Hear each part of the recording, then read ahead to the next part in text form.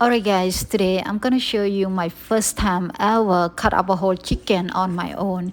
If you wanna learn how to cut it, this video is not for you. I'm just learning as well. Most of the time when I'm free, I like to learn new skill, mostly on technology, home improvement, auto, with stuff like that. But today I challenge my friends to cook my favorite meal that I require to cut up a whole chicken. They think I couldn't do it. Now I just want to show them if a girl like me can fix a damn car, home computer, I don't see it's impossible. It's not about I cannot do it. It's about I underestimate the value of it. I thought cooking is just too easy for me. I like to challenge myself with the crazy skill on technology. But guess what?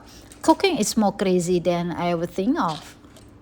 So here it is. What you guys think about my new skills so far? If you haven't tried cut up a whole chicken before, this video could spark you up a little bit.